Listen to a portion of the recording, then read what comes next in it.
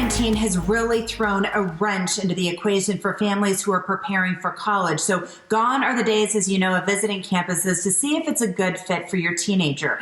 And the question is it too late to apply for scholarships? College admissions expert Dr. Gina Lester is joining us now with some very helpful information. Great to have you here, Doctor. Thank you. I'm excited to be here and share with your audience. So how has the college admissions process changed due to COVID? I think the biggest change that we have seen overall in the college admissions process is the test optional coming into play and schools looking at students from a holistic perspective, which means they're not just looking at test scores and GPA. They're looking at what makes a student unique, what makes a student stand out, their activities, just all of the other pieces that go into the college admissions process. So yes, you mentioned holistic college. What is a holistic college review? What do students and families need to know about that? Yeah, so when you're looking at that holistic review, what the college is looking at, obviously they still look at your academics. That's a huge piece. That's not going to go away. But they're really diving into those essays, to the resumes. Some schools offer interviews. If that's an option, then that's something they're considering as well.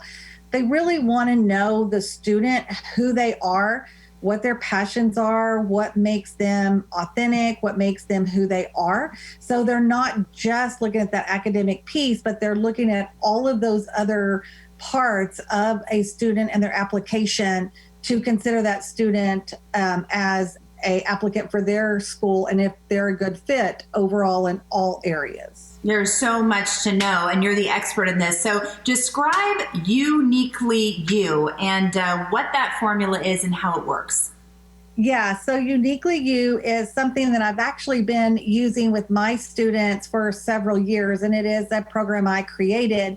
And I think it's really important for our students to understand themselves and what they want to do and what the next steps for them are. And so many kids just don't know what they want to major in or how that is going to look going forward. So when I dive into Uniquely You, we look for their core values. We find what their passions are, things that are going to make them stand out in not only the college admissions process, but understand themselves better so that they're able to convey that to the colleges and really come alive in what I say, come alive in the college process versus just being words or numbers on a page. The college admissions counselor can actually see that student.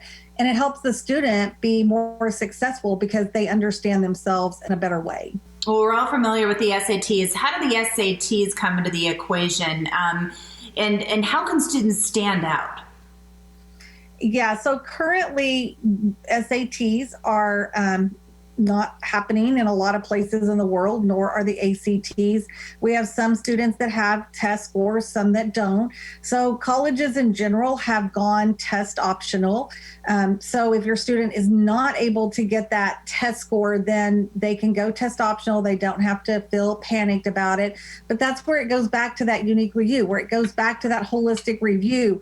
They're really looking at that student completely, not just from a test score perspective. So I just encourage parents, if you haven't been able to get that score, don't panic.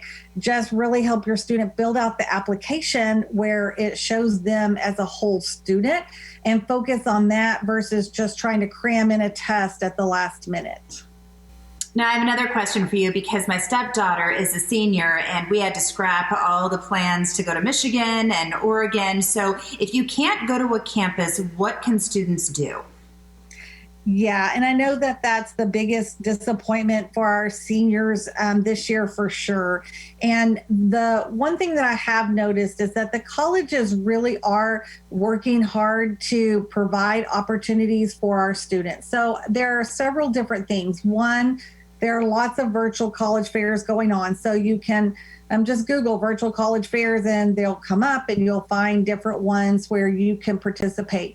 Go to the actual website of the colleges you're applying for. Many of them are providing either Zoom group meetings or you can connect with a counselor or they're providing some kind of connection for the student so that they can meet other students or have a panel of discussion about the university. So that's a great thing to do as well.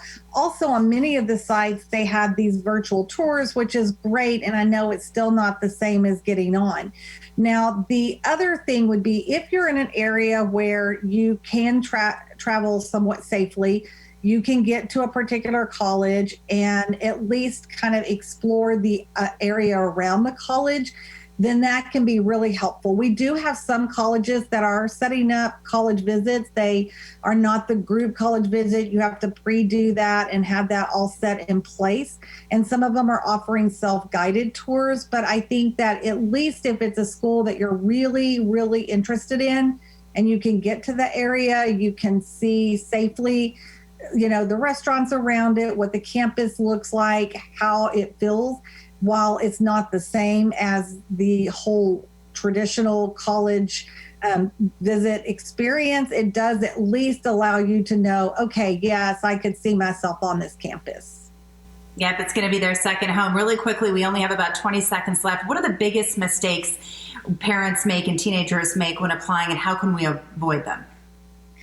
I think the biggest mistake is that we really so many times focus on just the test and we get really focused in on that. And so this year specifically, just take a breath and step back from that. Really look at what that holistic view is going to be and really developing out that college list, making sure you're picking a college list that's really right for your kids, not the one that where you went to school or your family went to school or their best friends going to school or that the U.S. World News and Report says is the school. You want to find the schools that are really right for your student. And that is absolutely the most important thing. And when you do that, the rest of the process is going to flow a lot smoother and you're going to have a lot more success. Seniors are happy that you said that. Dr. Lester, thanks so much for being with us. Thank you for having me. And right now, Dr. Lester is offering free copies of her book to the first 5 people who visit collegeadmissionsgameplan.com/book.